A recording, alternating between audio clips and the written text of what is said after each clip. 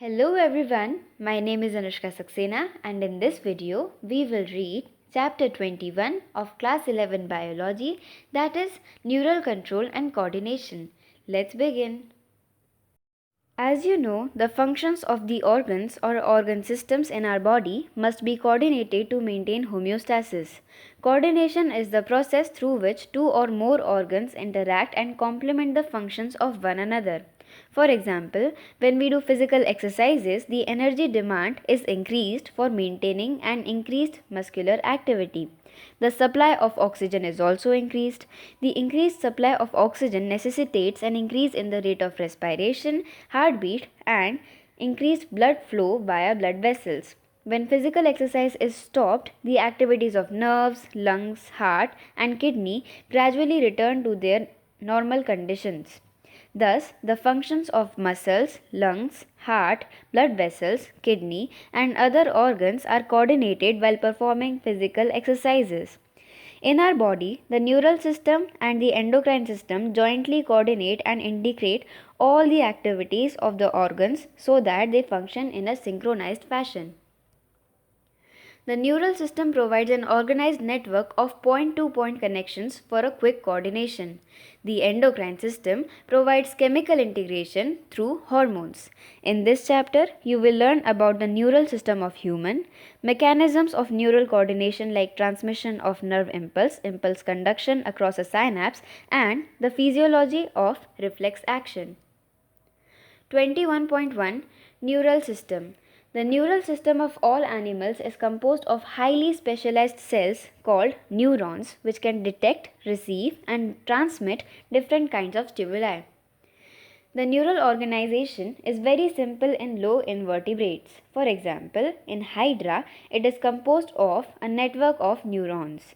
The neural system is better organized in insects, where a brain is present along with a number of ganglia and neural tissues. The vertebrates have a more developed neural system. 21.2 Human Neural System. The human neural system is divided into two parts. Part 1, the central neural system, that is CNS, and Part 2, the peripheral neural system, that is PNS.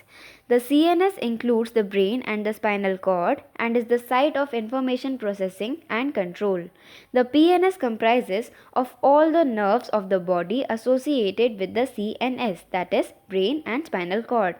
The nerve fibers of the PNS are of two types, A. Afferent fibers and B. Efferent fibers. The afferent nerve fibers transmit impulses from tissues or organs to the CNS, and the efferent fibers transmit regulatory impulses from the CNS to the concerned peripheral tissues or organs. The PNS is divided into two divisions called somatic neural system and autonomic neural system. The somatic neural system relays impulses from the CNS to skeletal muscles, while the autonomic neural system transmits impulses from the CNS to the involuntary organs and smooth muscles of the body. The autonomic neural system is further classified into sympathetic neural system and parasympathetic neural system. 21.3 Neuron as structural and functional unit of neural system. A neuron is a microscopic structure composed of three major parts, namely cell body, dendrites, and axon. The cell body contains cytoplasm with typical cell organelles and certain granular bodies called Nissls granules. Short fibers which branch repeatedly and project out of the cell body also contain Nissls granules and are called dendrites. These fibers transmit impulses towards the cell body. The axon is a long fiber, the distal end of which is branched. Each branch terminates as a bulb-like structure called synaptic knob, which possess synaptic vesicles containing chemicals called neurotransmitters. The axons transmit nerve impulses away from the cell body to a synapse or to a neuromuscular junction. Based on the number of axon and dendrites, the neurons are divided into three types, that is multipolar, that is with one axon and two or more dendrites found in the cerebral cortex, bipolar with one axon and one dendrite found in the retina of eye, and unipolar, that is cell body with one axon only, found usually in the embryonic stage. There are two types of axons, namely myelinated and non-myelinated.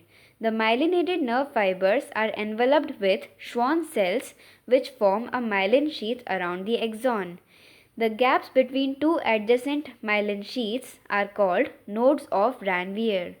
Myelinated nerve fibers are found in spinal and cranial nerves. Unmyelinated nerve fiber is enclosed by a Schwann cell that does not form a myelin sheath around the axon and is commonly found in autonomous and the somatic neural system. 21.3.1 Generation and conduction of nerve impulse. Neurons are excitable cells because their membranes are in a polarized state. Do you know why the membrane of a neuron is polarized? Different types of ion channels are present on the neural membrane. These ion channels are selectively permeable to different ions. When a neuron is not conducting any impulse, that is, resting, the axonal membrane is comparatively more permeable to potassium ions and nearly impermeable to sodium ions. Similarly, the membrane is impermeable to negatively charged proteins present in the exoplasm. Consequently, the exoplasm inside the axon contains high concentration of K+ and negatively charged proteins and low concentration of Na+. In contrast, the fluid outside the axon contains a low concentration of K+, a high concentration of Na+, and thus form a concentration gradient.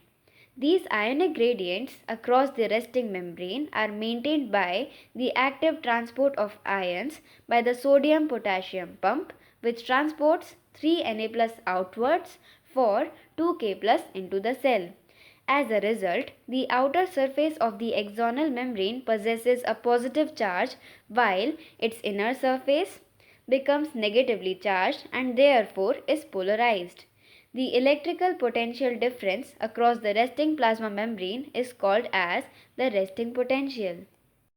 You might be curious to know about the mechanisms of generation of nerve impulse and its conduction along an axon. When a stimulus is applied at a site, for example point A on the polarized membrane, the membrane at the site A becomes freely permeable to Na+.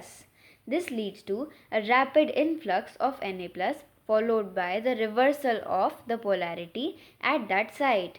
That is, the outer surface of the membrane becomes negatively charged and the inner side becomes positively charged.